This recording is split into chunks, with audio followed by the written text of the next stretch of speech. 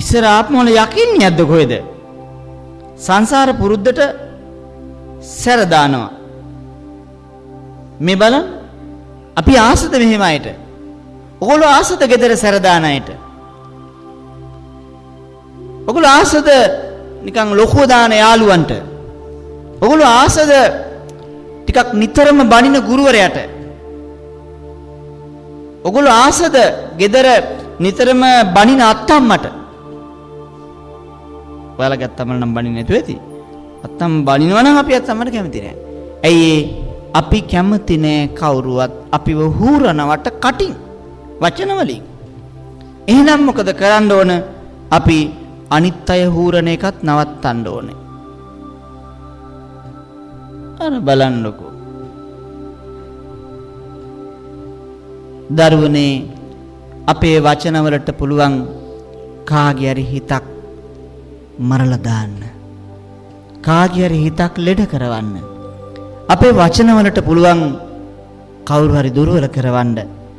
අපේ වචන වලට පුළුවන් කවුරු හරි දිනවන්න.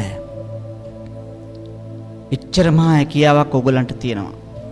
මේ ජීවිතයේ දිනපු මිනිස්සු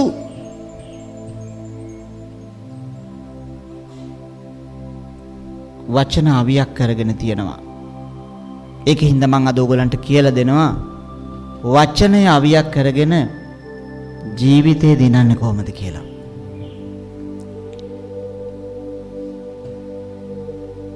වචනය අවියක් කරගෙන ජීවිතේ දිනන්නේ කොහොමද? මොකද මේ වචන වලට එච්චර හැකියාවක් තියෙනවා. ලෝකේ දිනපු ගොඩාක් මිනිස්සු හොඳට වචන හසුරවන්න පුළුවන් අය. මේ හැමෝටම කතා කරන්න පුළුවන්. සමහරු හරි හොඳයි. එනකොට කට හොඳ නැහැ.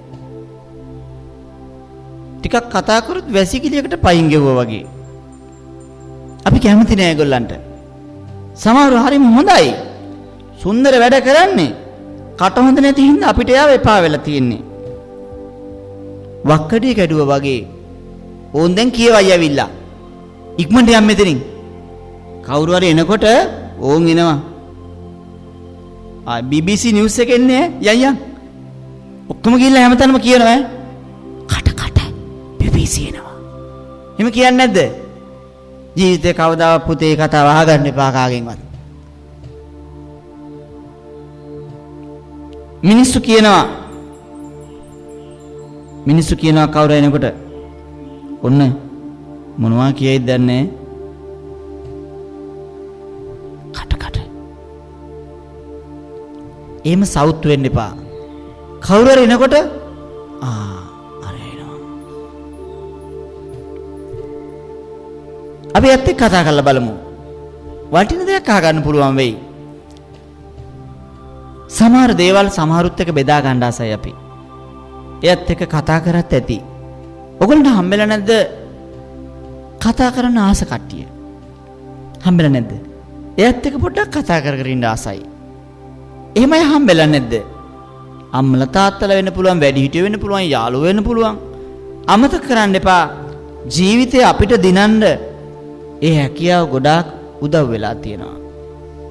ඔක අපේ බුදුහාමුදුරු දැක්කා. ඔක මේ ලෝකෙට විතරක් නෙමෙයි සංසාරයටත් බලපානවා කියලා දැක්කා.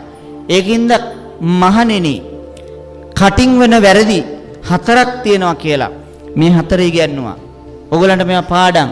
මොනවද පළවෙනි එක? මුසාවාදා. දෙවෙනි එක කේලම් කීම. පිසුනා වාචා. තුන්වෙනි එක ඔහේ දෙඩවීම කියලා මන් ලිව්වා. නැත්තම් ඔයගලන්ට තේරෙන්නේ නැහනේ. ඒකට මොකද කියන්නේ? සම්පප්පලාපා, සම්පප්පලාපා. ඊළඟ එක ටිකක් කියන්නකො පණ ඇතුව මං විතර තනියෙන් කියවන්නේ. පරුසා වාචා. මේ 4න් ගැලවෙන්න කිව්වා.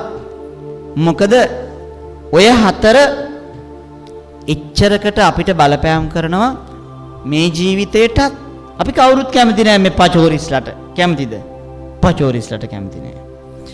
මේ අධ්‍යාපන චාරිකාවක් යන යමුද? ඔයාට අපි ගානේ. එහෙම නොමිලෙක් කියන මිනිස්සු ඉන්නවා. ඇයි දන්නවද? ගමන ගිහින් එනකන් කතා කරත් ඇති. සමහර මිනිස්සු ඉන්නවා අප ඔයා එනවා නම් අපි ඉන්නේ නෑ කියනවා. ගිනි බෝම්බේ. කුණු ගොඩක්. ඒ જાතිය මිනිහෙක් වෙන්න එපා. ෆේල් වෙන්න ඒකත් ඇති. අපි කැමති නෑ කේලංකාරයන්ට. අපි කැමති නෑ අපිට බාධා කරන වචන කියන මිනිස්සුන්ට. අපි කැමති නෑ අර කෙටේරිය කටේ ගහගත්ත උන්ට. අපි කැමති නෑ නිතරම හොඳ දෙයක් කිව්වත් අපිට ගහන්න වගේ කියන්නේ. එහෙම මිනිස්සු ඉන්නව නේද? ඕනම දෙයක් ළමයි කියන විදි ගොඩක් තියෙනවා. දැන් මෙහෙම හිතන්නකෝ. ඔය පුතාලාට දෝනිලාට අම්මලා තාත්තලා